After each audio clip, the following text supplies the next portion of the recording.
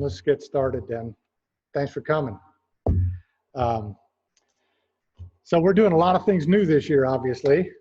We're going to try this Zoom meeting, and we're going to try to record this as well. So if we need to go back and review it, we can, okay? If we have questions, ask me. Those of you that are online, raise your hand, ask Austin. He'll relay it, and we'll try to go through it. He can answer as well. So hopefully all this stuff gets going and gets away here, because this is where we're going to meet. Every Monday, if we have to do a Zoom meeting, we'll do a Zoom meeting with it. I'm of the belief that being here is better than a Zoom meeting. So that's why I kind of pushed for this. 6 o'clock sharp. We'll try to get you out here by 7:30, if not earlier, okay? We shouldn't have any distractions. We should be able to go through it. We should be able to hit these rules, whether I'm presenting, whether Austin, Blake, or Paul are presenting. We try to get you out here quick, okay? Depends on the questions, depends on what's going on and how it goes. If you do get here late, for all of you that do decide to come and you do get here late, my phone is typically on silence. For those that are going to come later, in the coming weeks, if you feel better coming in the coming weeks, you can text, but I got my phone turned off. So if you have any questions or have anything, you can also get a hold of Blake, and he'll kind of be our door guard for a couple of weeks. And like I said, we're kind of rolling with some of this new stuff in here. I'm glad, and the reason I asked Austin to help get this Zoom together is because we want everybody here to get this training, okay? As new officials, it's really critical that we able to get you guys grown from the ground up, to get you guys ready for August. We are still planning on August, for those of you that might question. As of right now, that's what the UIL and TASO have said, subject to change. So we'll see. My name's Mike Reinert. For those of you that don't know, I've been doing this officiating. This will be my 29th year. And I've been doing nothing but high school football during that time. I've been doing this new member training for the past 6 years, and every year is new. To say the least, this is the newest I've ever had it. So if I stumble a little bit, it's okay. But that's why I ask you guys to give me questions. I work on the head linesman side, okay? So if any line of scrimmage type questions that you have going forward, I'm available tonight or whenever, okay? I'm here for you to help you learn and to help you grow. I've got Austin Wright, who is the umpire on our crew. He is going to be training, not going to be training, he's going to be a referee upcoming shortly. So for umpire/referee questions, we're going to pose those over to Austin. I've got Blake.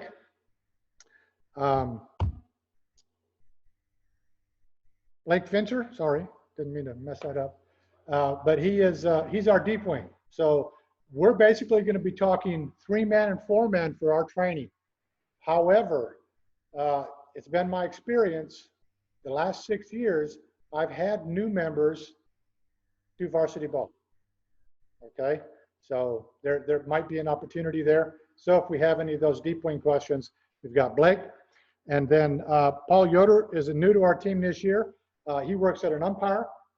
And he's also going to be who you need to check in with every week, so we make sure we get a good attendance, right? We get a good roll. And newly hired college football official for center judge.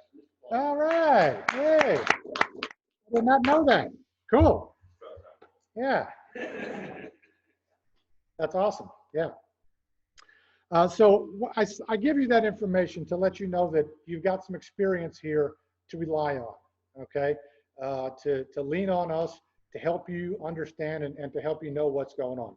We're going to teach you UIL TASO approved mechanics.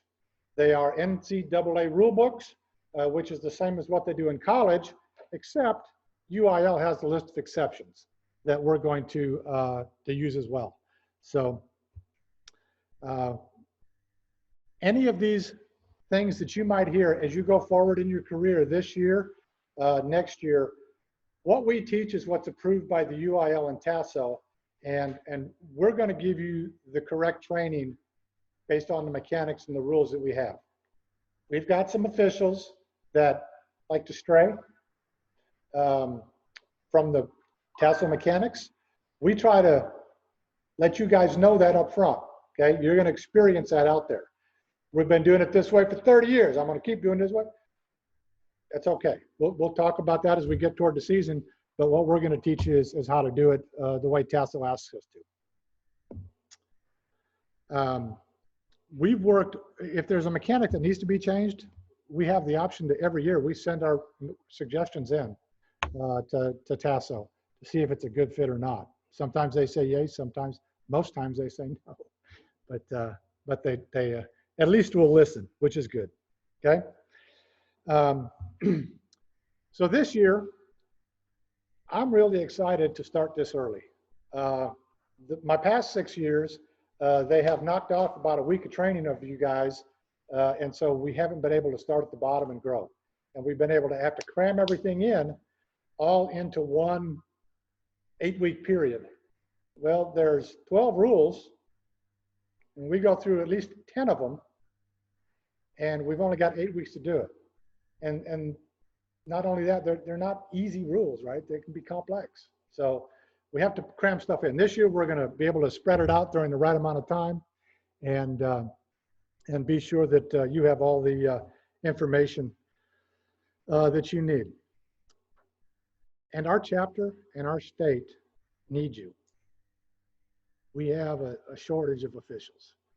So if you know somebody that wants to join, if you have any doubts about being out here, don't. It's a blast. It's a great organization. You meet great friends. You have great camaraderie on the road trips. And I recommend road trips. I love road trips. We actually do that every year to make sure we get out of the city. It's where I cut my teeth, and we enjoy it.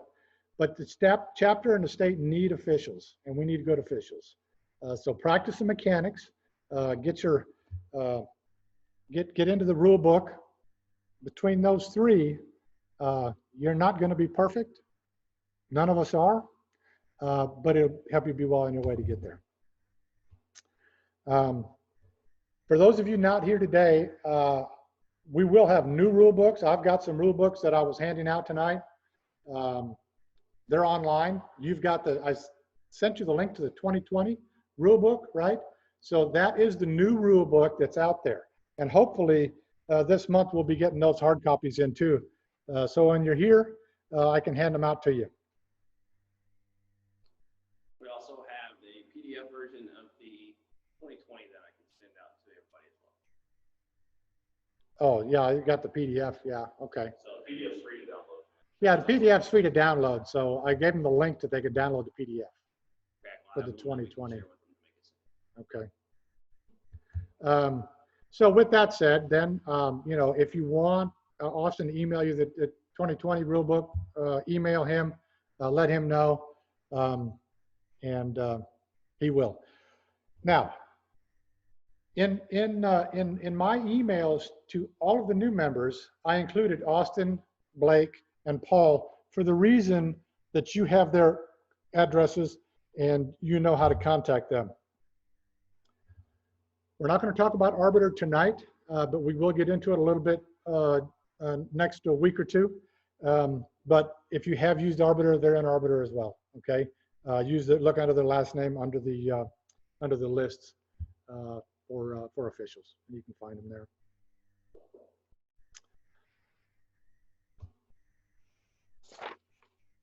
Hopefully everybody downloaded the mechanics manuals. You can look at those and read those and go through them. We're going to be talking about it. As officials, we have an area to cover. When we first started watching football, we were always told to do what?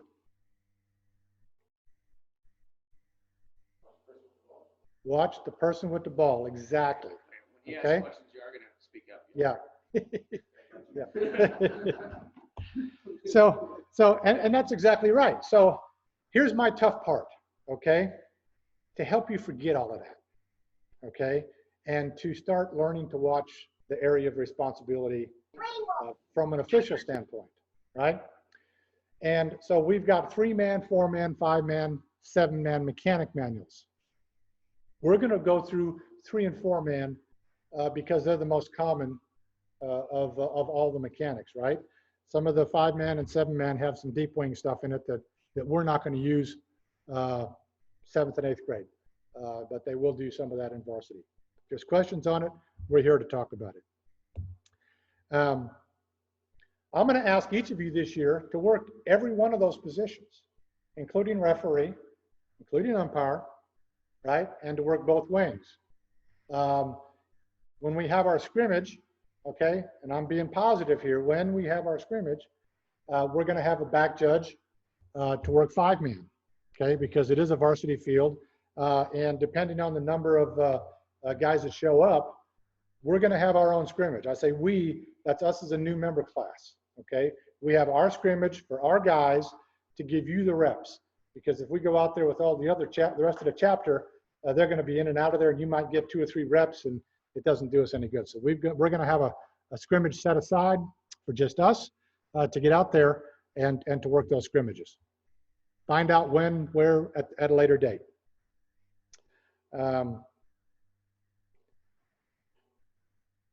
So anyways, we're going to look at the mechanics and we're going to talk through the mechanics, and I want you to read the mechanics. If you have questions on it, by all means, ask any of us. The rules can be pretty complicated, okay? Like I said, they've got 12 rules and 12 rule chapters, a couple hundred rules, and a few hundred exceptions on top of those rules. 204 exceptions, exactly. 204 exceptions. 212 pages worth to explain the 12 rules and 204 exceptions to those 12 rules. Missed that on a test question for bonus this year. Ah, I didn't see that one. Okay. That must have been a CCA test. Yeah. So now, let me throw in another little tidbit on top of that, okay? There are also UIL added exceptions to the exceptions on the rule book, okay? So you know, some of them are college level that we won't be concerned with, but there are some minor things, okay, that we're going to look at as well. So if you haven't downloaded those, and I really haven't talked about that in any of my emails, come to think of it, you can get, they just published the 2021 exceptions, I believe. They are now on the San Antonio chapter website. If not, they're on the UIL website. And if you need that, a copy of that, I think we can get you a copy of that too. I do know last year's are on there, and I'm not positive yet, but they I don't know if they've changed any of those yet. Do you know? You seen any of those? Any? The only change to date that I'm aware of is the new rule about not more than 3 people having the same jersey number is not applied to UIL. And that's simple, basic.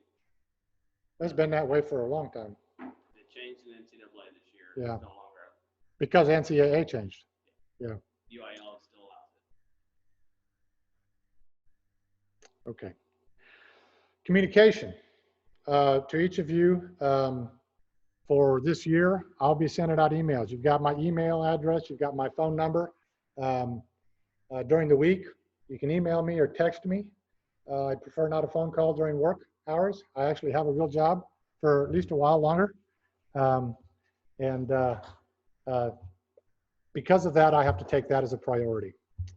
I do send out the mass emails. Obviously, those that are here have got those emails. And I say that because there may have been some in past years that it went to a spam. You know, sometimes you get a mass email, it slips it right into a spam. So I guess we'll find out who doesn't, because when I get the emails, hey, I haven't heard a thing about any of this. So We can ask them to check their spam email.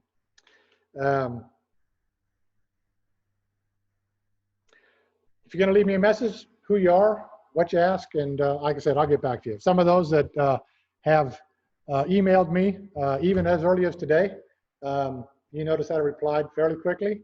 I've been a little slow at work, so I'm able to look at personal emails, but usually it takes a day or so to get back to you. Okay? You do. You do for training purposes, each of the trainers. You've got Paul, Austin, and Blake as well. So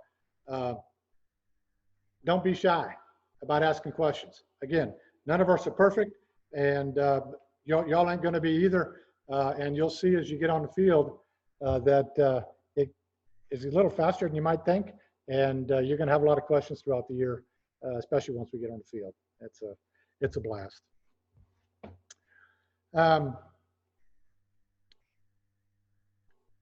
So let me get started. We've all heard this phrase that it's not what you say, but how you say it. As officials, when we go out there, we have to present ourselves in a professional way. So when you put on the uniform, wear it accordingly. And when you're not on the field, don't wear the uniform, okay? So if you walk out on the field and your hat's on crooked and you walk in, your shirt's wrinkled and you're sloppy and you walk up and you're going to talk to the coaches, what are they going to think? And that first impression of you to them is going to set the tone for the game, right? So if you go out there with a positive body language, act like you know what you're doing, even though you may not, okay? But if you present that way, Coach, how you doing? Mike Reiner, how many minutes are we going to do today? 7, 8, 9, whatever the sub-varsity is. And we'll go through the list of pre-game checklists with the coaches. We're going to get a flip. We're going to start at a certain time, and we're going to go. Short, sweet, to the point, and get done. And they're like, guy knows what he's doing. But if you don't, and you stumble through all of that, then it's going to kind of, so we're going to ask you to go out there, be professional, look professional, and hopefully everything will work out well for you. Won't have any coaches screaming. All the fans are going to cheer all your calls.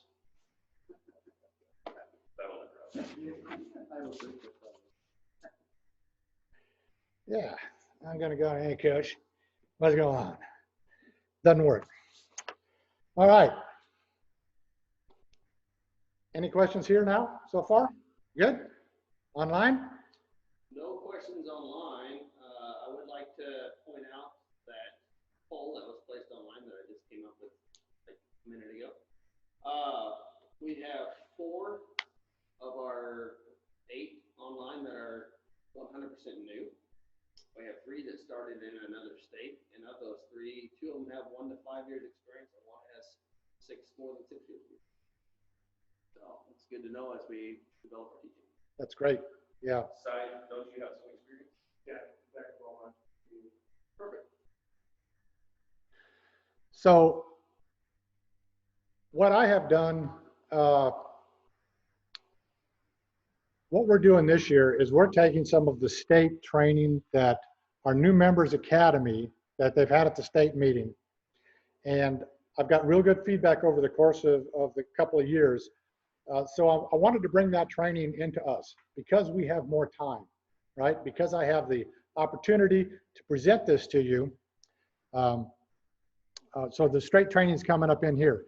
We're going to talk a little bit about the state. I'm going to talk a little bit about the test and make sure that everybody knows what's going on here. No? Okay. So anyway, this is just the first one. If you do want a copy of this, email me and I'll be glad to email it out to you. Just so you know what we look like on there. Does that one have the pictures too? I don't have the picture. Oh, okay. Let me get out of the way. Yeah, I can see it just on your Okay. So I just wanted to give you an idea who's out here and how many years we've been doing this. So first things first, we're not going to be able to teach you everything you need to know in our 10 sessions, right? Hopefully more, but still, we're not going to be able to do that all together. But it's only going to start. Here's what we're going to do. We can't do everything, all the rules, all the mechanics, everything that's going to happen to you on the field. And as I've said, there's exceptions to the rules. So there might be exceptions to mechanics, things that you're going to see on the field. And we're going to ask you to take the lead in opening up the rule book and opening up the mechanics manuals and read through them. And at least give yourself a start, okay? It's going to be up to you to take your training where you want it to be. Do your own study or in groups. This is obviously done before we had all this social distancing, but you can still get together if you want to do your own Zooms. Hopefully once we get together, we'll be able to do that too. Find a mentor. You're not doing mentors this year, are you, Paul? David Laredo. So what we're hoping to do, what we're trying to do, I talked to David Maxwell about this a little bit, is we're going to assign each of you a mentor. We're going to wait toward the beginning of the season, number one, to find out who's going to be here, to make sure that they stick through it. And then we're going to put you with a good crew so that you can attend varsity games with them. Maybe run the chain crew, assign you as a timer to their games. This will allow you to sit in on that crew as a mentor and sit in on their pre-games. Maybe if you go on a road trip, you can listen to all the BS on the way back, right? We have fun on these trips. We got business on the field, but we enjoy each other's company on the way back. So it's real important to I'll comment on that quickly. So this is places. I'll come within 6 feet of the microphone. Yeah, okay. You're good right there. So Blake, this is his 5th year in high school, just my 6th. So I almost called you coach. I had Mike as my trainer 5 years ago. But my 2nd year, I was on a crew that was a varsity crew, but it wasn't one of the better ones. And so I was asked by David Maxwell, who's the vice president. He's vice president. And I asked him if I could go watch one of his varsity games, a big 6A game between Brandeis and O'Connor. It was a big game they had 3 years ago. And so I watched and Dave remembered that. And so when I was looking to get it on a different crew, a deep wing that day is also a white hat. His name is David Eggleston. So David remembered that I took a Friday night away from doing sub-varsity or doing something to go to a varsity game. I took notes, I scripted plays, I took penalties, all that stuff. And so you can really make an impression on some of the older guys by showing interest and a lot of inspiration and attention to wanting to get better. So, and having a great mentor goes a long way towards it. It does go a long way, yeah. And we have been learning over time, you know, who we should put these guys with, and we're getting better. We're getting better as a chapter. Since we've gone to cruise, we've really done well. So our goal here is to leave you a little bit more knowledgeable of being a football official, okay?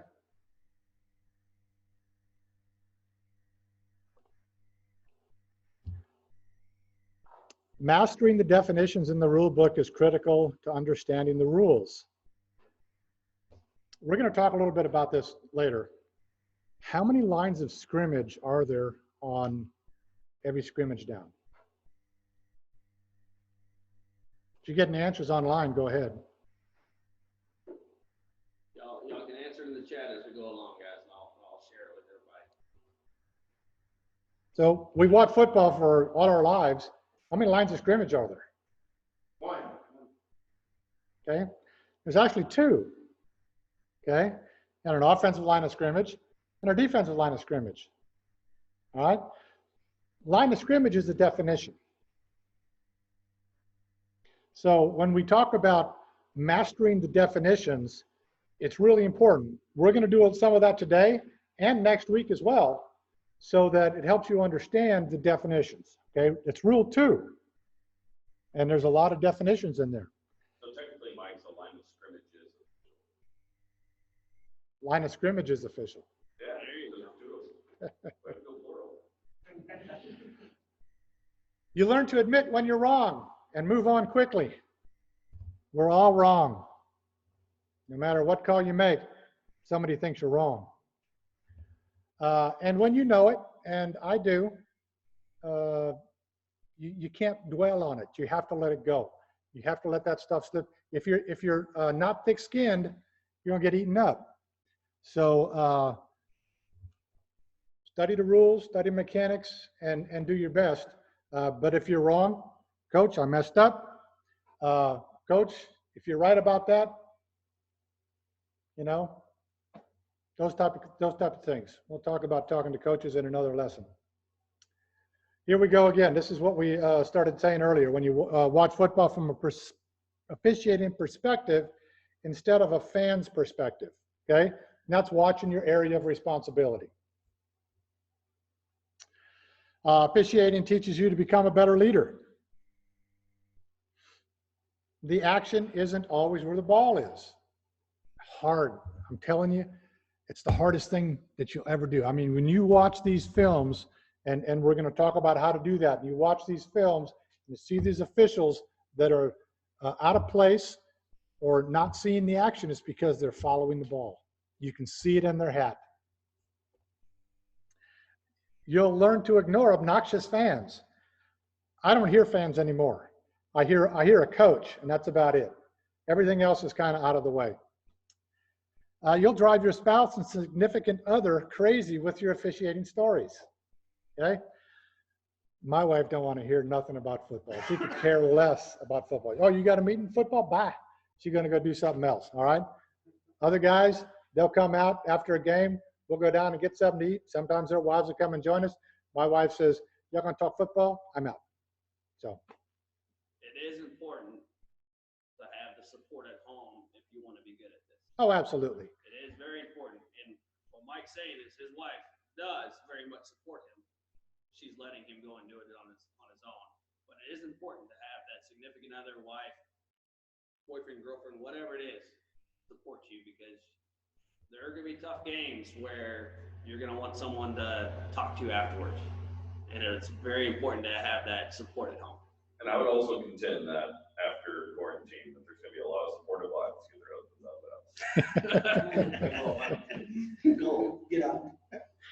I get very supportive even before quarantine. I get a kick out of some of the guys on our crew. You know, or even after games, you know, they'll get in the car and they'll say, "Oh, hi, how you doing? Yeah, we just got done with our game. You know, we're on our way home. We'll be there," and yada yada yada. So I said, "Man, I gotta try that once." And I called my wife. I says, "Hey, how you doing?" She goes, "What happened? Are you okay?" No, we just got done with the game. Well, don't wake me up for that. So, but she understands it. And like I said, I've been doing this for 29 years. We've been married for 30. So she went and she goes, "I'll watch you." I go to a game. I did it once. And she goes, "Been there, done that. I'm out." So. When you do go to a game, you'll sit in the stands and mumble, "You're wrong," every time you hear another person yell at the officials' side, because the fan doesn't really know the rules.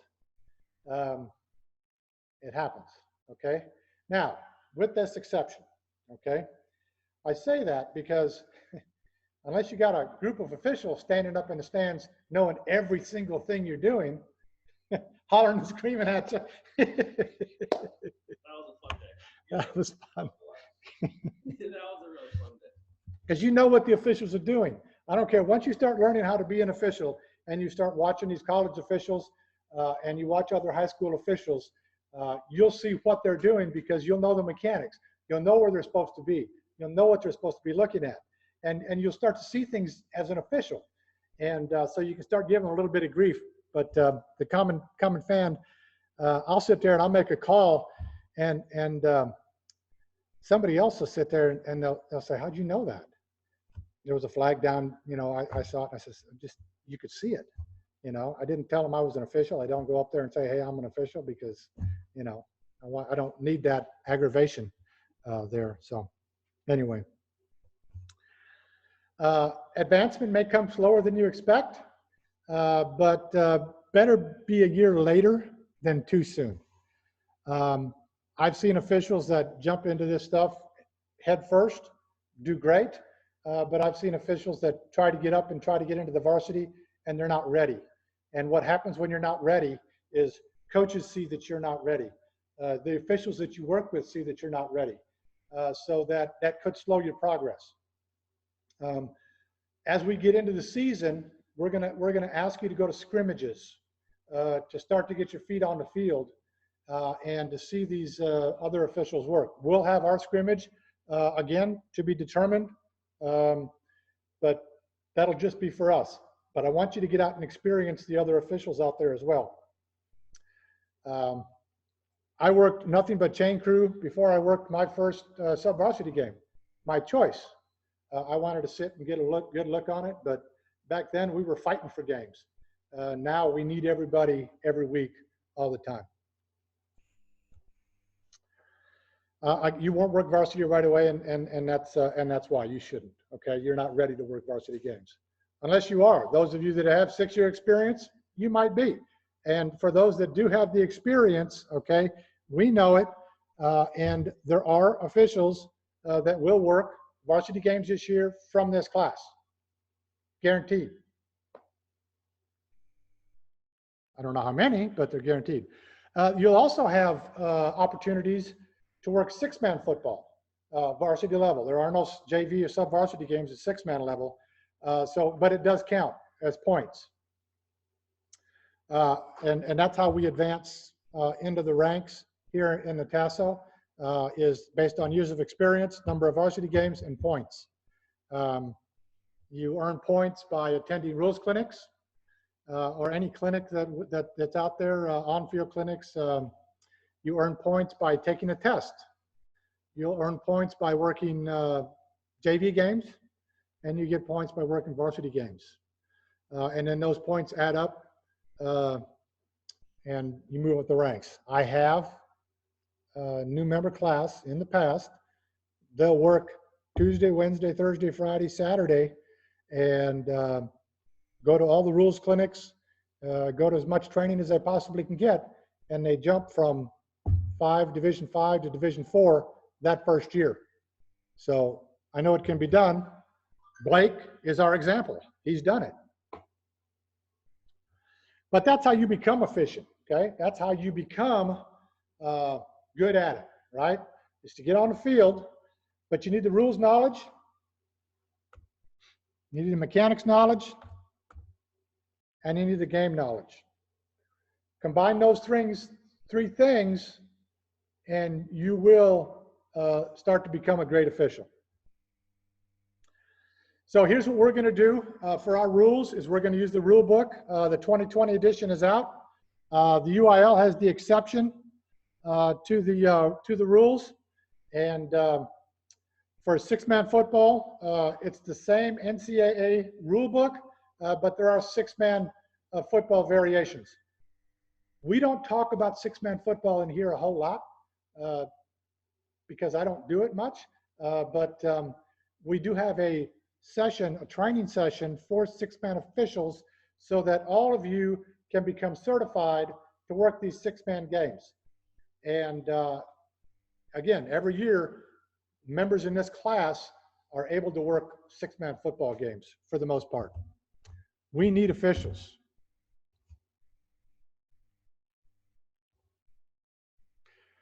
For those that I think I said it earlier, we're going to give you the rule book, link to it. We'll give you a hard copy. But all of the mechanics manuals, I'm not going to print off all these copies. So you can get these mechanics. So 3-man and 4-man mechanics are going to be used for JV games. You won't do 3-man and 4-man mechanics in high school football, in varsity ball anymore. I was shocked to find out that, like, up in different parts of the country, in New York, they still use 4-man officials for varsity games. That's just because they're really, really short on officials, right?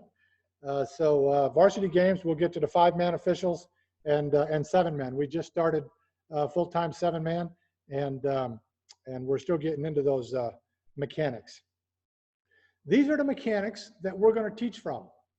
We're not going to go over it chapter by chapter, but we're going to incorporate what we talk about throughout the year going into the season. Positions where you should be. We're going to talk about where you stand, what you're looking at, pre-snap, what you're counting, what your responsibilities are. It's a lot can happen in the 40 seconds that you have between snaps. And 40 seconds is a long time. It goes on forever.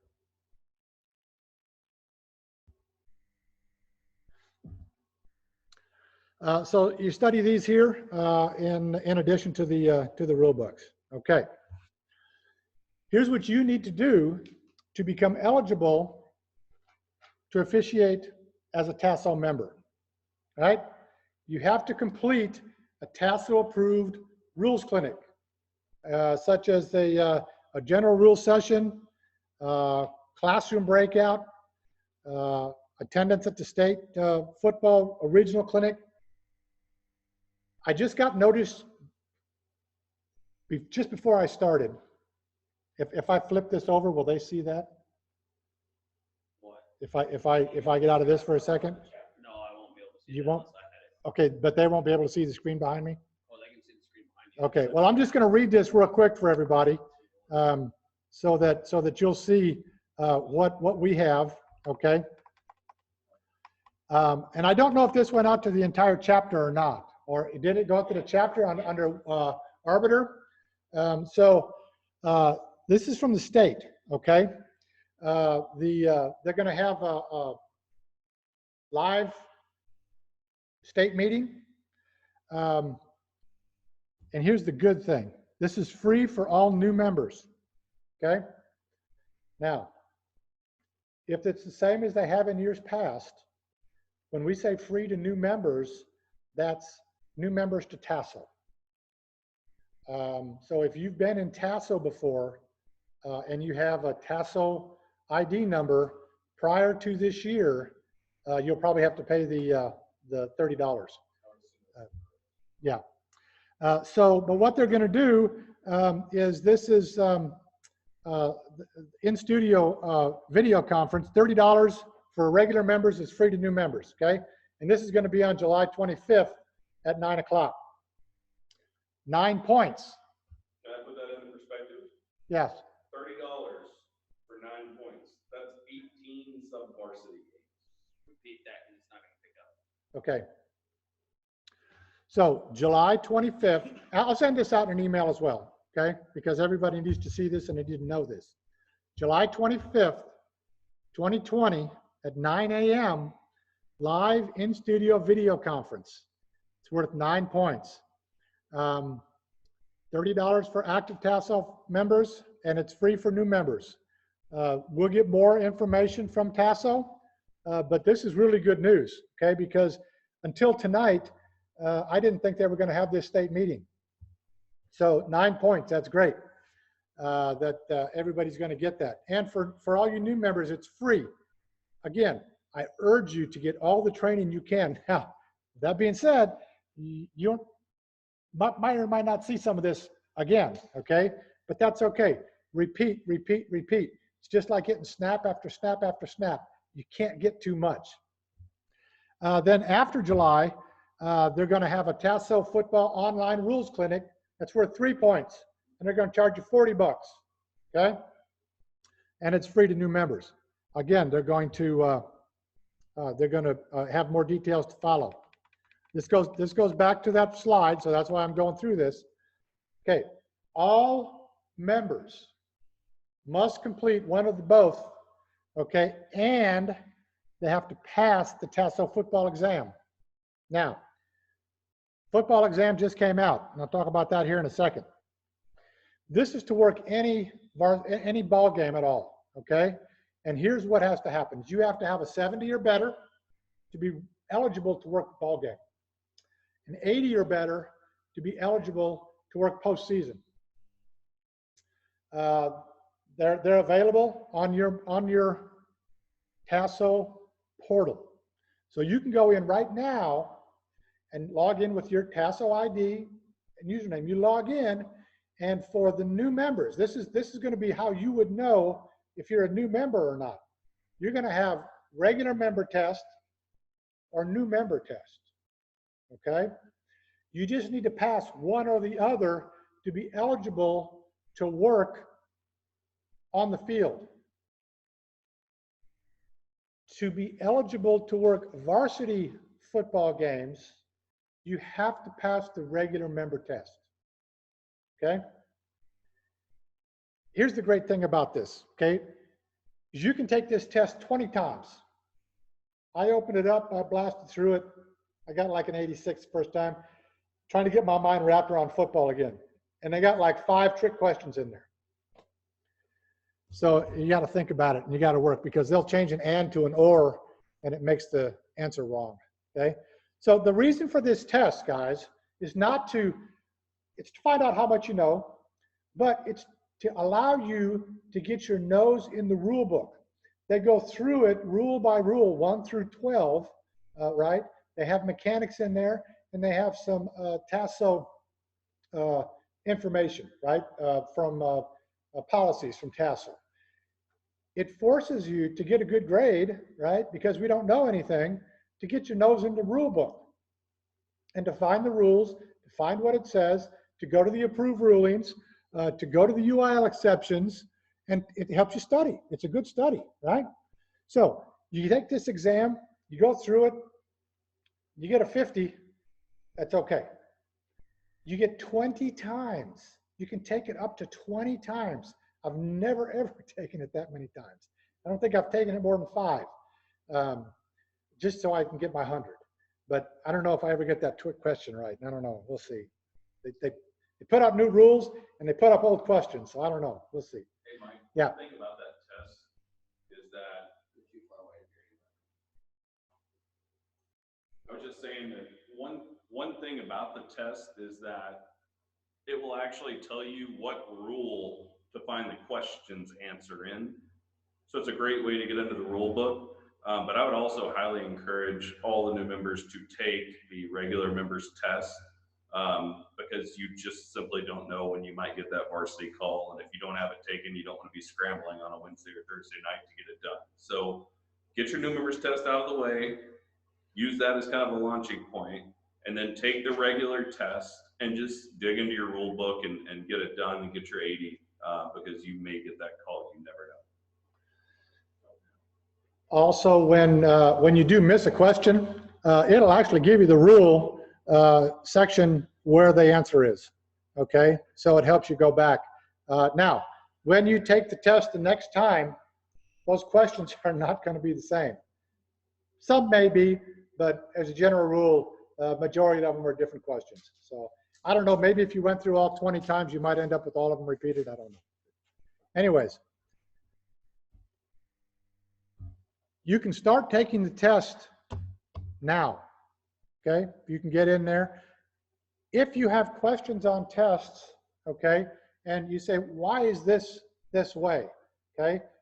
Again, it's great study, all right? You've got us to lean on to ask those questions, right? Why? I don't understand why this rule is like that. I don't read it this way. Help me understand, okay? That's what we're here for.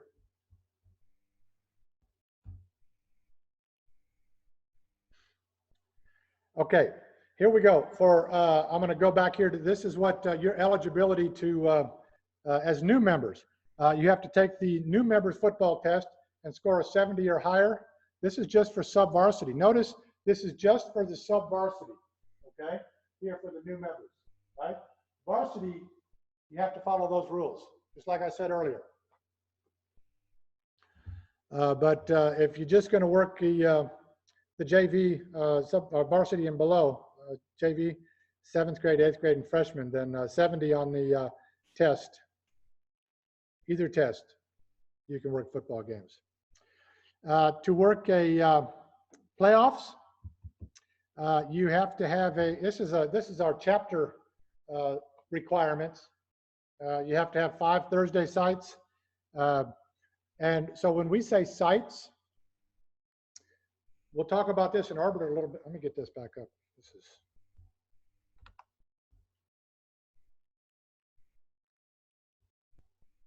There we go. So when we talk about sites, then you've got 5 Thursday sites. So if you go and you look through Arbiter, we're going to talk about this. You'll find your game. Yeah, I want to work that game. Boom, 6 o'clock, right? All of a sudden, you say, yeah, you got that game. You show up and you got 3 games. Wait a minute, I only signed up for this one, okay? You signed up for every game on that site that day, okay? So again, we'll talk about Arbiter later. And also, I will send a link.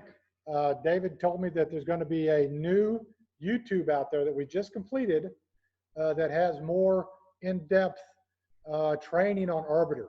I used to go through it at boot camp, but now that we've got this, I'm not going to go through it as much, but it'll give you an idea of what to look for. And then you have to attend 70% of chapter meetings. Okay, now I'm going to put this caveat in there. This was before quarantine, so we'll see what happens. Y'all are off to a great start. Online, here, in person, we're started. We're ahead of the game. All right. Let's get into definitions.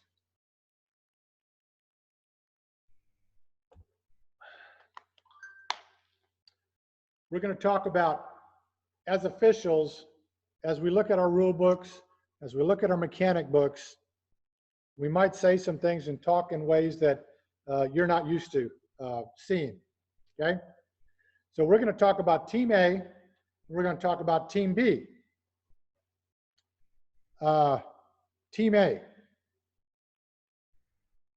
is the team that puts the ball in play, okay? So when you look in the rule book, it doesn't say offense or defense, it says Team A, okay? Running back Team B, running back Team A is going to do it. Team B is the opponent, right? Defense, right?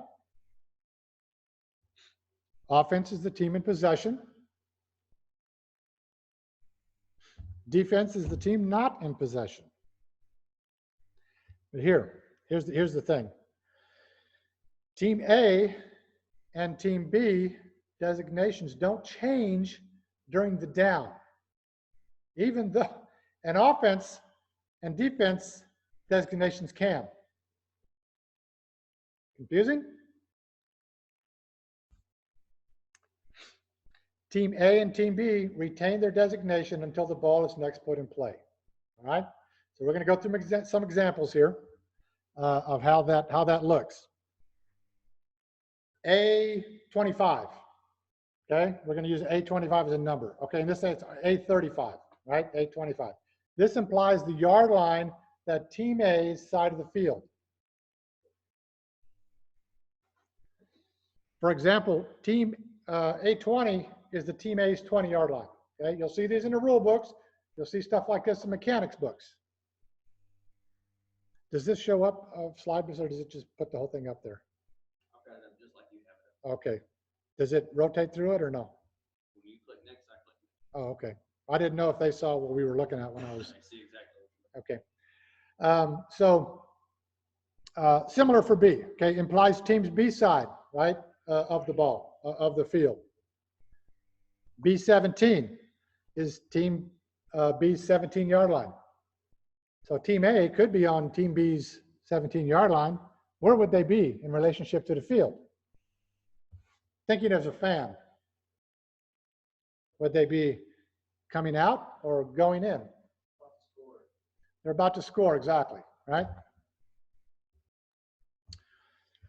So something, the X is the number of the team. B is the player on B, the player number on B, okay? A12 is an eligible player wearing number 12 on Team A. B30 is the player on Team B wearing number 30, right? Sounds simple.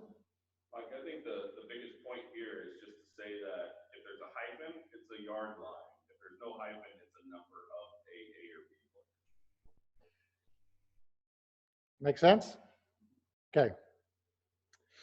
So on a scrimmage play, Team A snaps the ball and Team B is on defense. On a kicking play, Team A is the kicking team, Team B is the receiving team. And when the ball becomes dead, Team A and Team B remain the same. I never did understand why they just didn't say offense and defense, or kicking team, receiving team. Seems easier, right? But they didn't. So 1st and 10 at 8:20, quarterback takes the snap, rolls to his right, throws a pass to his tight end, A80, at the A35-yard line, where he runs into to the A45 and fumbles, where B23 on the defense recovers and returns it to the A20. Who's on offense and who's on defense? Need more people here. Who's on offense and who's on defense during the start? Let's take the first part of it.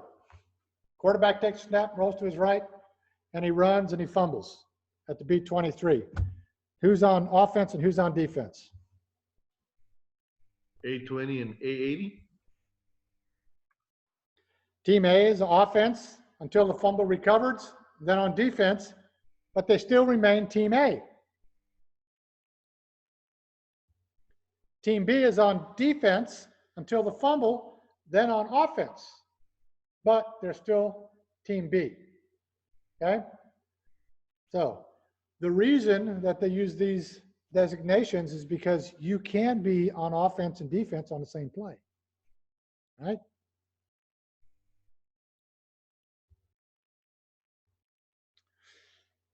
All right, we're going to put this up, see if we can get some answers here. Okay, there's a little fun here. On a play snapped from the B15, the pass is incomplete, but the defense commits a pass interference foul in the end zone. The penalty will give the ball to the passing team on the B2-yard line. True or false? False. Someone in the deal said false. You want to comment on why you said false? Whoever that was. It's okay. We're here to talk. This is good. It's great that you're engaging. We need that. Doesn't it go back to the previous spot? Penalty is on the previous spot. So, yeah, the penalty is enforced from the previous spot in the situation. However, and as we'll dive into it more in future weeks, this particular foul is an example of one of the many exceptions to the rule. So we're starting out with kind of a tough one. This particular foul is an exception to the rule. When you're at the 17-yard line and in, you're going to enforce a full 15 up until you get to the 2-yard line, and then you will enforce the penalty at the 2-yard line. So when we talk about pass interference, we look at a couple different things. We look at the 2-yard line, we look at spot of the foul, or we look at full 15. Whichever one we come to first is where we stop at. So in this case here, the answer is true. We come to the foul happened in the end zone, so we're beyond the full 15 because we reached the 2-yard line, and the spot is beyond the 2-yard line, so we enforce it at the spot of we enforce it at the 2-yard line because the spot of the foul is beyond that. So a little bit of a more advanced question to start out with. That's all right. Hey, this is what you get to look forward to. This is also a very common thing that you may have to deal with. Hey, and I'll tell you this, okay? As new officials, if you got it wrong, you wouldn't be the first one. We've had video evidence of this. Here's another offensive lineman is 4 yards beyond the line of scrimmage when the quarterback throws a completed pass 10 yards downfield. No foul. True or false?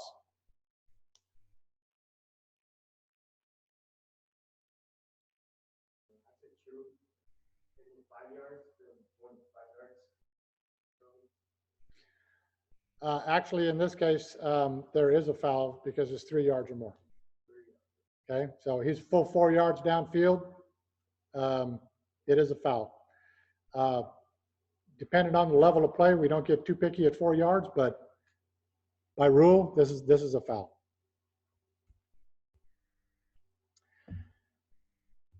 Blocks below the waist are legal on punt plays, but not on kickoffs. True or false? This is false. False. Blocks below the waist are illegal on all kick plays, regardless. All kick plays and anything that's considered a change of possession, you cannot block below the waist. And we're going to give you some examples as we get into the season. We've got a lot of video that we're going to work with. Okay, so we're talking through this stuff right now, but we've got videos that I don't know how well it would work with the Zoom. Maybe if we get this up some way different, we learn. But right now we'll go through this. On a kickoff, at least 5 kicking team players must be on each side of the kicker. True or false?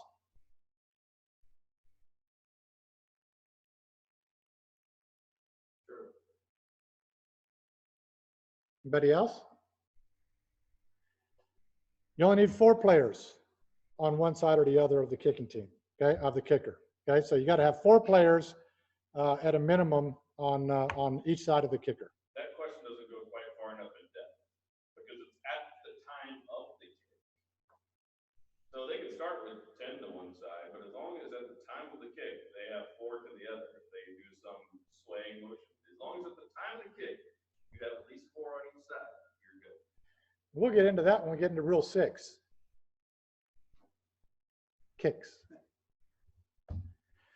Here's one. An offense snaps the ball with only 8 players. Is it a foul? True or false? Is this 6 man? No. An 11-man football. An offense snaps the ball with only 8 players. Is it a foul? Huh? Why is that? It's 11-man football, right? But if an offense goes out there, what are our, we'll talk about it, but what are our, what's legal on offense to snap the ball? You can't have any more than 4 in the backfield, okay? So if they have 8 players and they're all lined up there on the line and they snap the ball, so be it. They can go, right? Don't let it happen. Stop it. Say, Coach, get your 7th graders out there. High school, different deal, right? They screw that up, let them screw that up.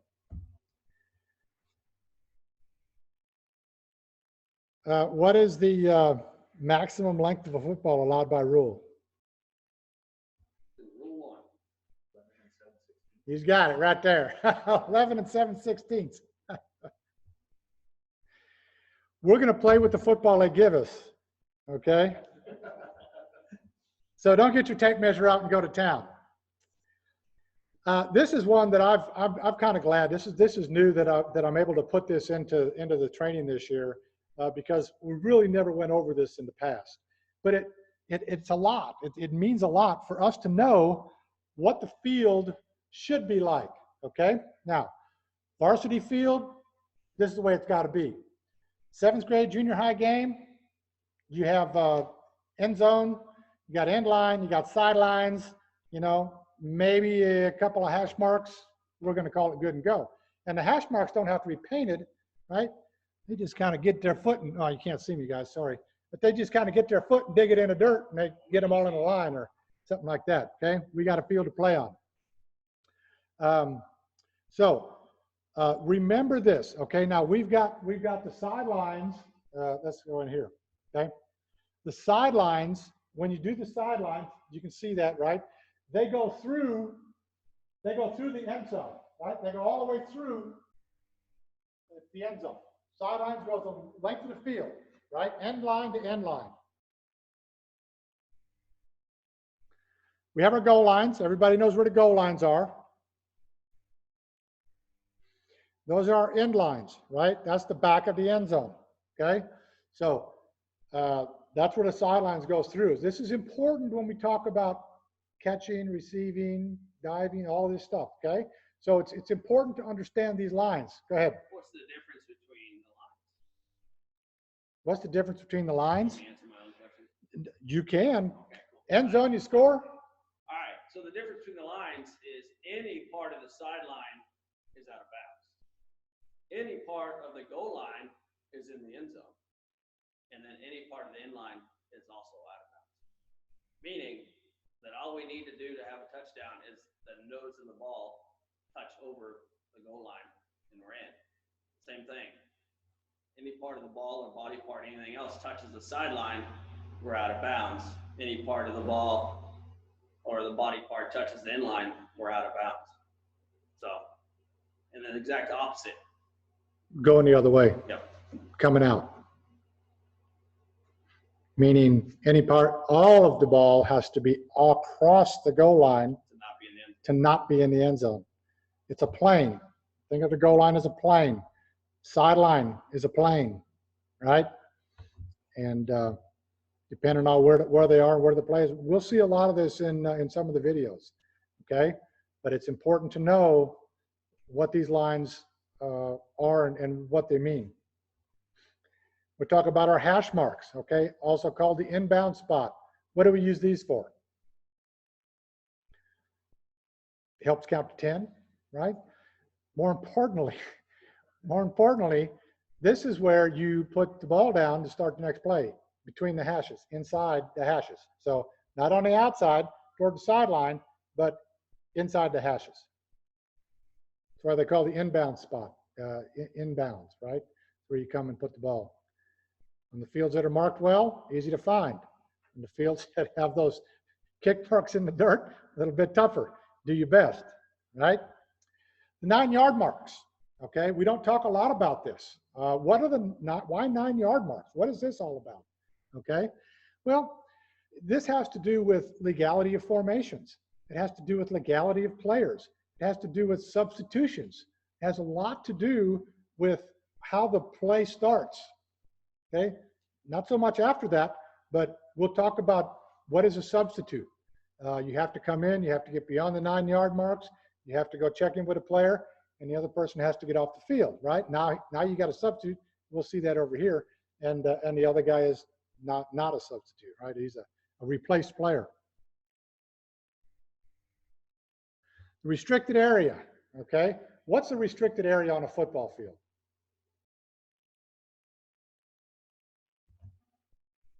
Besides that area between 25-yard lines. Is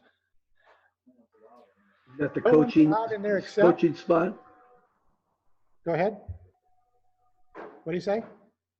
Isn't that the Coach's spot? coaching, I'm sorry, nobody's supposed to be past that restricted line. What is it? That is the officials. That's Right, the only correct. people that are allowed in that area during the play, okay? During the play are the officials. This is where you'll see a lot of the coaches get in trouble for getting sideline warnings, okay? For being in the restricted area during the play. So they have an area all to themselves, right? Right behind the restricted area, it's called the coach's box. Now, our job as officials is to enforce the restricted area, right? They enforce the coaching box and they'll enforce the team area behind that, okay? So technically, the team should be in the team area, not in the coaching box. This allows the coaches room to work to get into the, to get up and down the field and do what they got to do, to not interfere with the officials who are going up and down the field trying to keep everybody safe and honest, right? I'm not going to enforce the team area, but what I will do is I'll help the coach. Is I'll turn around and say, come on players, you're crowding the coach's box. Let's get back. Let's give the coaches room to work. And when you say that, the coaches go, come on guys, get back, oh, get back, right? So how you handle it and how you talk to them to get that. Now, nobody from the coaching box or the team area is allowed to be past the 25s. Strictly enforced, okay? Don't let that be a issue for you. The only time I will let a coach Go beyond that is we're in a stadium, noise, they're getting down toward the goal line and they want to call a timeout. I'd say, do whatever you got to do, right? I can't hear in this ear and I'm deaf out of the other one. So do what you got to do to get my attention. Okay? Come on down there and get my attention, because if you don't get my attention, you don't get your timeout. Right? That's the only time I let them come down and do that. But if they're down there coaching, stuff like that, they got to get them back. Okay? Our boundary lines, this is the rectangle of the field, right? The sidelines and the end lines. Okay? As Austin was saying earlier, anytime you touch one of those, you're out of bounds. How could you be out of bounds in the end zone on the end line? Wouldn't you have scored a touchdown? Not necessarily, right? Pass comes in, that's the end line, okay, where you catch that ball, right? So you could be out of bounds.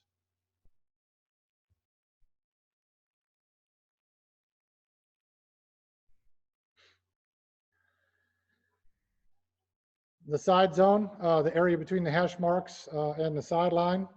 So you'll hear a lot of the officials talk about when it's in the side zone. A lot of varsity, you may hear it. If you've gone into some of those 7-man training, they'll talk about if the ball was in the side zone, get a fresh ball in, okay? So you can keep a ball rotated in there. In JV ball, we're going to typically play with the one we've got unless they've got one in there, right? You got 3 or 4 people in there. We can't worry about setting the ball down and trying to get another ball, something else, right? We're going to get that ball. We're going to get it in, set it down. We're going to keep the game rolling and keep playing.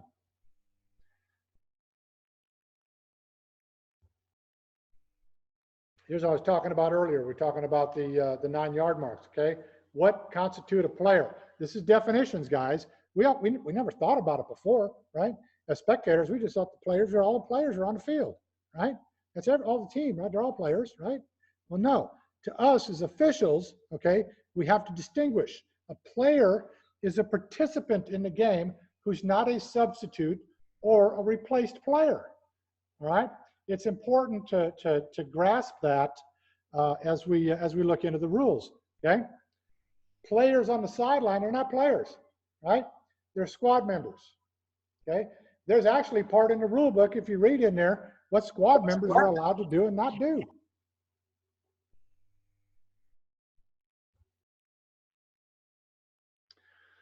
A player is someone that's actually participating in the play, okay? A live ball is the ball that's in play, okay? A pass, a kick, a fumble that has not yet touched the ground is a live ball in flight, right? Keep that in mind. Live ball in flight is different than a live ball on the ground. Why? There's different rules, right? There's different scenarios that can happen. A dead ball is a ball that's not in play, okay? You got dead ball fouls. You got live ball fouls. So you have to know the difference. What's what, right? You have to multiple scenarios that will create a live ball becoming dead. That's not necessarily just the player being tackled at the end of the play. Correct. We'll talk about that, but again, we're just talking about early on here, right? This is first things first, right? A loose ball is a live ball not in player in player possession, okay? During a running play, a scrimmage or free kick, before possession is gained or regained, or the ball is dead by rule.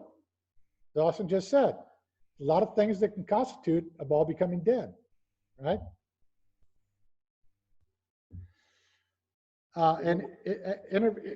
Interval after a legal forward pass is touched and before it becomes complete, incomplete, or intercepted. It's considered a loose ball, right? It's up for grabs for most, not all. I can think of 5 that are not allowed.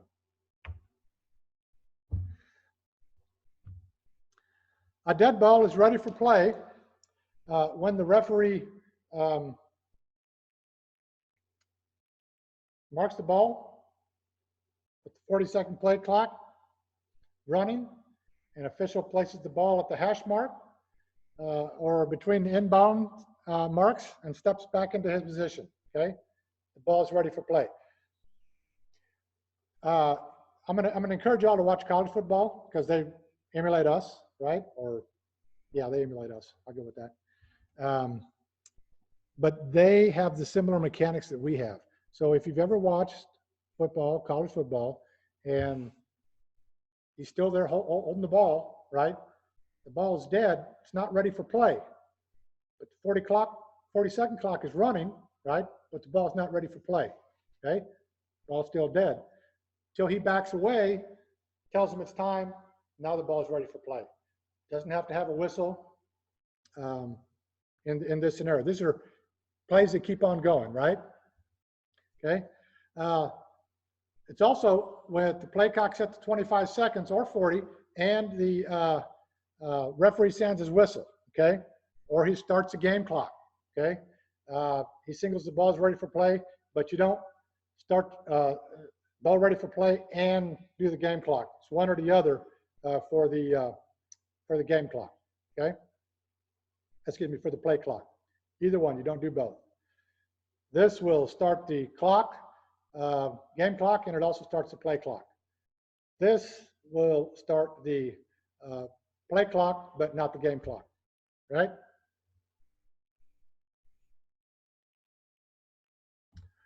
We talked about this earlier, okay? The neutral zone, okay? What is the neutral zone? It's the space between the two scrimmage lines, right? And it extends all the way to the sideline, right? One side of the ball, one side of the field to the other. It's the length of the ball. It's established when the ball is ready for play, and it exists until change of team possession, until a scrimmage kick is crossed the neutral zone, or until the ball becomes dead. So when we look at this, you got a neutral zone. Well, we've got something in the neutral zone. Okay, is there a foul that you've heard of before that looks like this? Neutral zone infraction. You've heard of that, right? Okay. So if we have a play that looks like this, is that player, is he in the neutral zone? When you look at that center, is he in the neutral zone?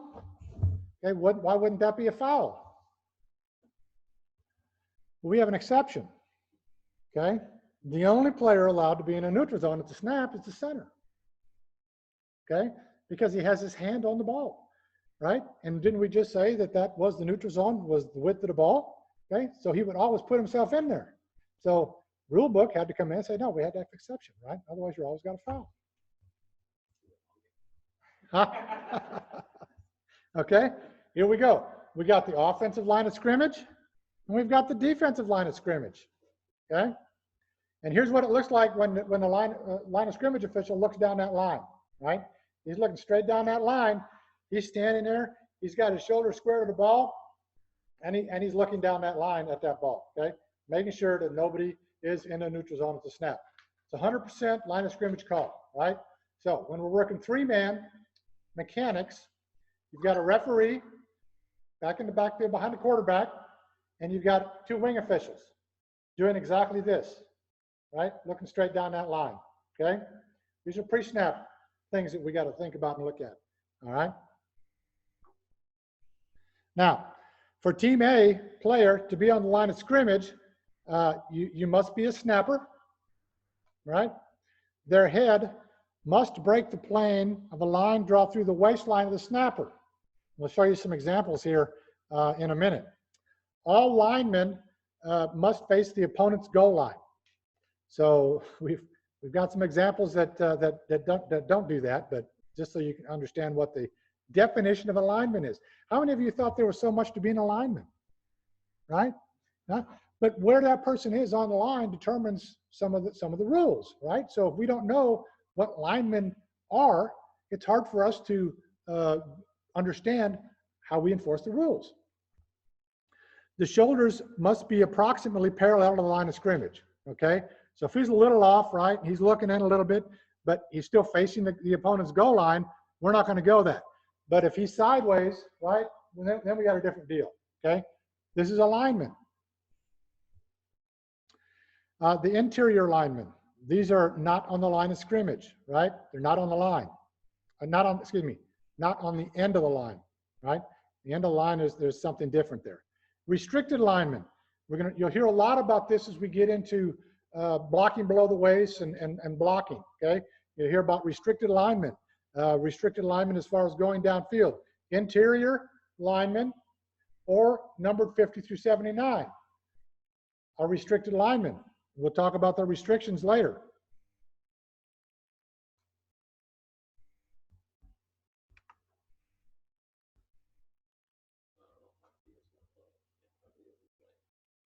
Video don't play? Your video's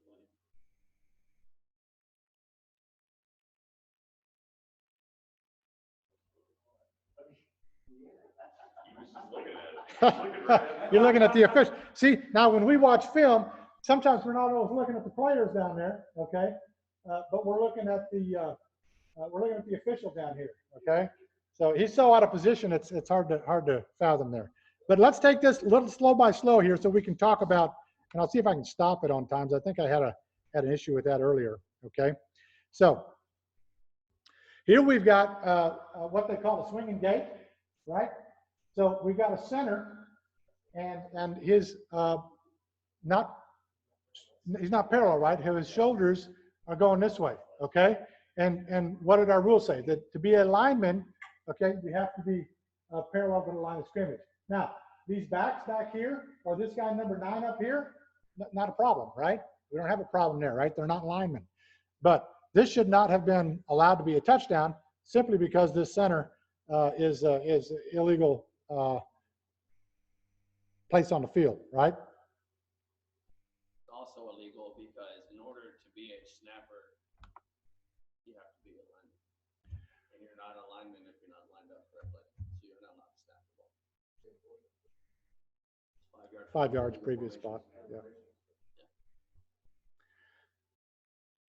If you can catch that in a pregame warm-up, you can let the coaches know. We've had that conversation with coaches, and they'll tell us, hey, we're going to run this play, or we're going to run that play, and we say, well, no, you better not do that today because that's a penalty.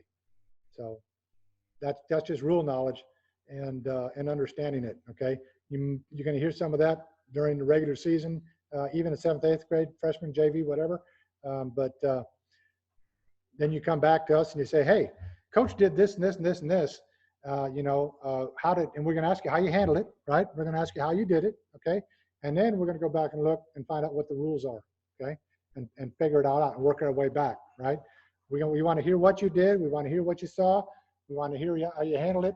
And we want to talk through it as a group, as a class, because that helps all of us learn, okay? We're not here. We're all imperfect, and we know that. Okay, here's what a back. Okay, so we got the lineman and we've got backs, right? Back is a teammate player who's not a lineman, right? So we've already discussed what linemen equal, and whose head and body doesn't break the plane of the line drawn through the waistline of the nearest snapper, okay, of the teammate lineman, right? A player in position to receive a hand-to-hand snap, typically the quarterback. It's a back. A lineman becomes a back before the snap when he moves back, moves to a position as a back and stops, right? Okay, we've all seen that in the past. And here's our formation legality. There cannot be more than 4 backs in the backfield at the snap, okay? And that's the key, right? So if you have a team that breaks the huddle and they got 5 people in the backfield,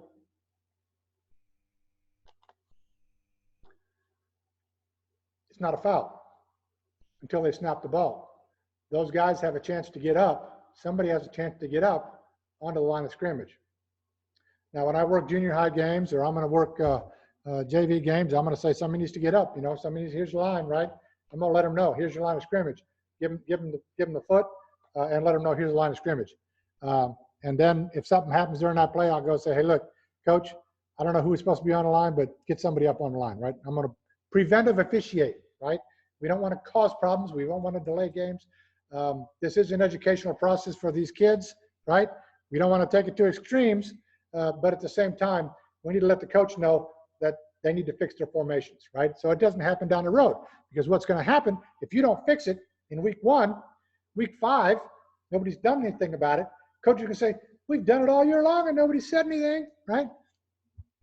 They're going to say that anyways, but at least you know you did your part. Okay, so when we look at this on this line a scrimmage here, okay, who are our linemen?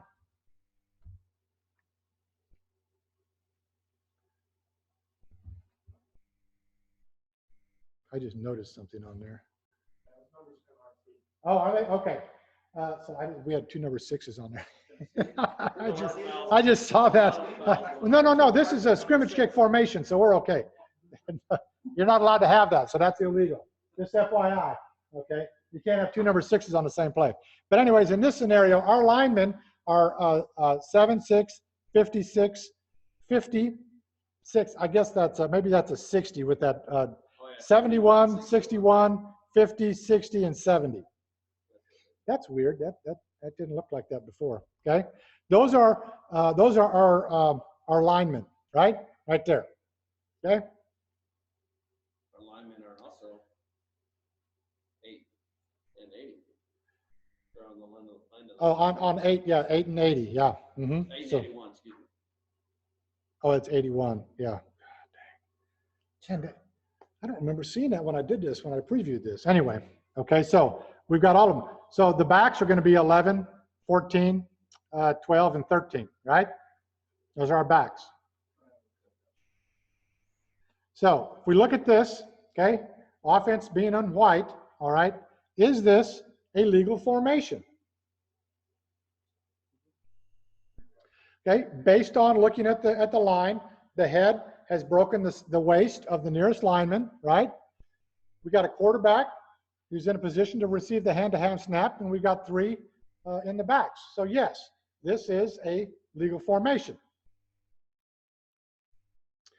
All right, how about this? We have a legal formation or not?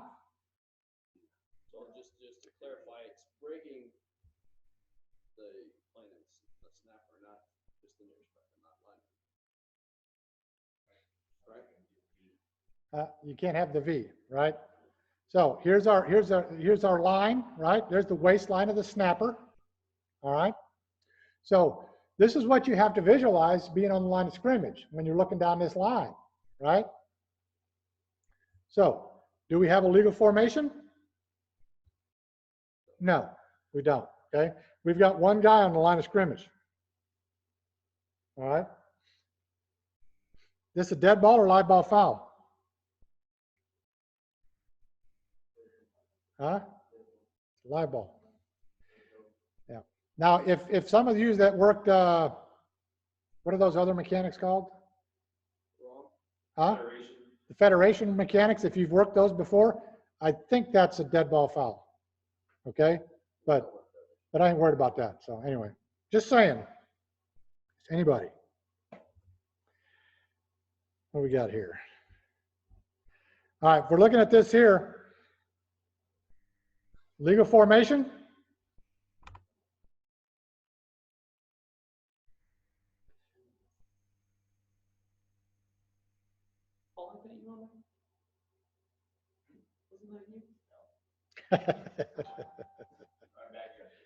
Okay. All right.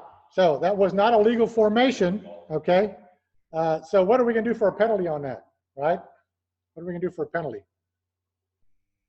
You can tack it on the end, or they can back them up and make them kick it 5 yards. Okay. Like 7:26. Oh, okay. Ah, dang, really? I got to blow through these? Okay.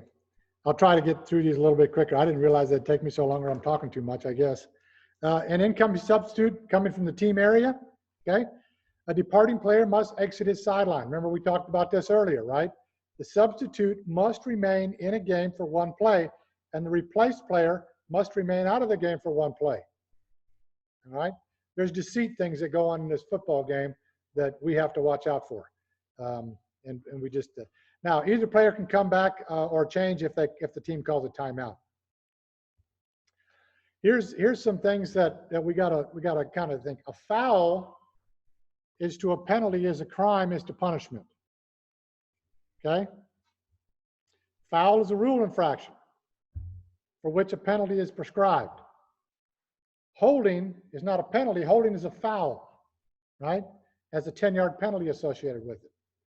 A violation of a rule in which no penalty is prescribed does not offset a penalty for a foul. Okay, so if you have a foul and a violation, you can always enforce the foul, and not necessarily, it doesn't offset it like it would if you had two fouls. Two live ball fouls can offset or cancel. A violation cannot offset a foul. We got anybody out there glide-eyed? Have we put them to sleep yet? Eyes are glassed over. So here, a kicking team illegally touches the punt. That's a violation, okay? It's not a foul. After which a team B receiving team blocks below the waist. That's a foul. The violation does not offset the foul, right?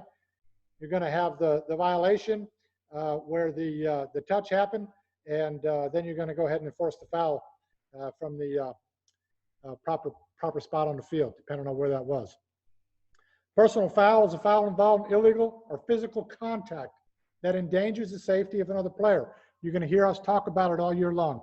Our number one reason for being on that field is to make sure that every one of those players gets off that thing safe, okay?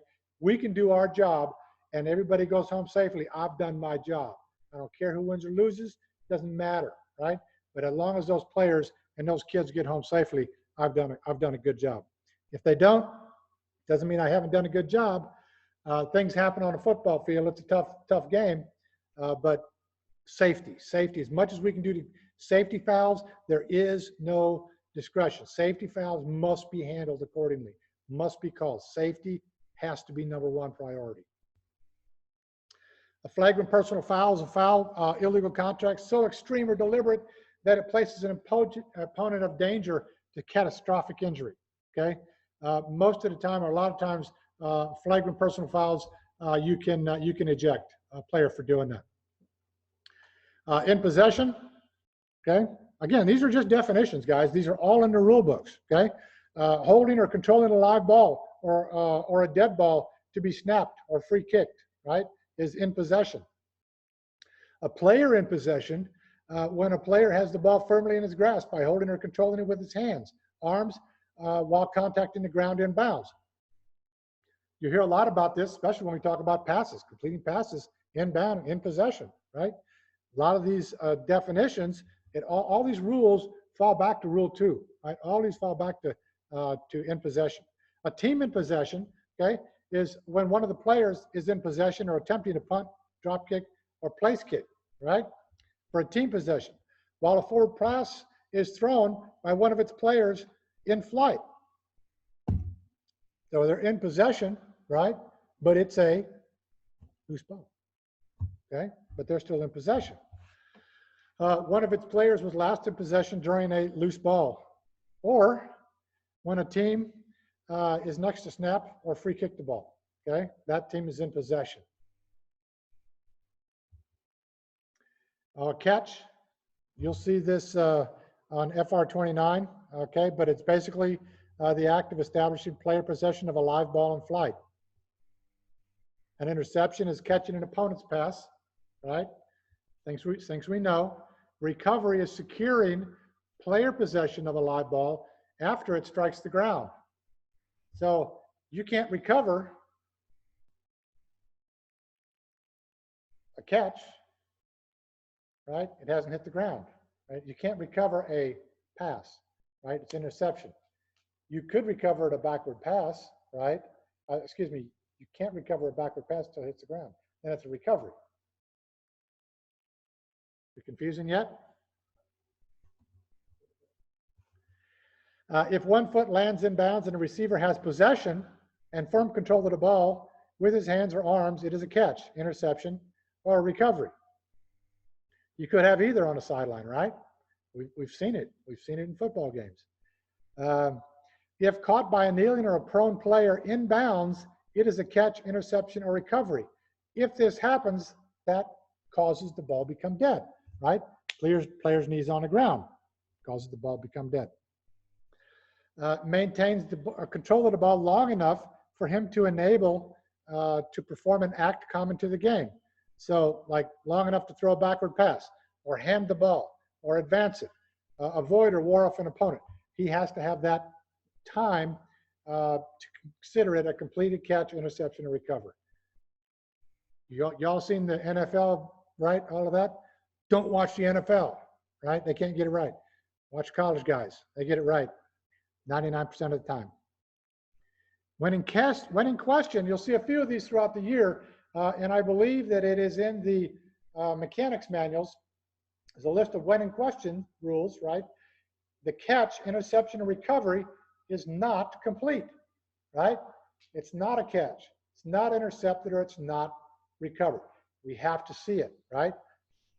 Guys, we're so good, they don't give us video replay, okay? Leave that for them other guys, right? They can't get it right. We got to get it right because we don't have that luxury, right? I've been replayed 3 times that I know of in my career, and I got it right every time. So, even though it stood every time. It was right. It was right. The ground can't cause a fumble, but it can cause an incompletion, right? Heard that before. Returning to the ground is not a catch, recovery, and interception. You have to control that football. The loss of the ball simultaneous, I have to change that. The loss of the ball simultaneous to returning to the ground is not a catch, right? So when going to the ground, he must complete continuous control of the ball throughout the process of contacting the ground. We'll talk a lot about this as we go forward in some of the other rules. You have 6 and 7 especially. If near the sideline, going to the ground, if the ball goes, if the ball control lost, then touches the ground before it's regained, it's not a catch, right? You see that trap on the ball, a guy hits it, bounces, and comes back up. If control is regained inbounds prior to the ball touching the ground, it is a catch. Guy's going for the catch, he's coming in, and I've seen it like 3 times last year on college. The guy hits the ball, and he rolls over, and the ball falls back in his lap, right? He catches the ball. The ball hasn't touched the ground, so he's caught the ball. If a player loses control of the ball while simultaneously touching the ground with any part of his body, or if there is a doubt that the actual simultaneous, it's not a catch, right? Has to be a catch to be true. If a player has control of the ball, a slight movement of the ball, even if it touches the ground, will not be considered loss of possession. He must lose control of the ball in order for there to be a loss of possession. That's been tossed around a little bit. We'll talk more about that in depth, in detail as we go forward, because there's so much talk about that, and most of the guys on TV don't know what they're talking about.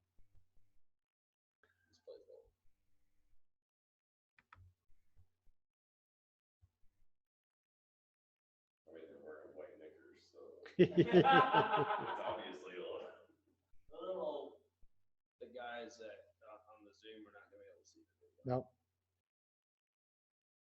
Okay, so they'll show another angle, I think, where it goes down and it hits the ground and it bobbles up, and it looks like he catches it, but he does not catch it. I don't know, I think they show another one. That does work, huh? I wonder why it doesn't work. I have it on Google Slides. I didn't download it. So I can't. Oh, okay, it's not a true PowerPoint. Gotcha. Okay.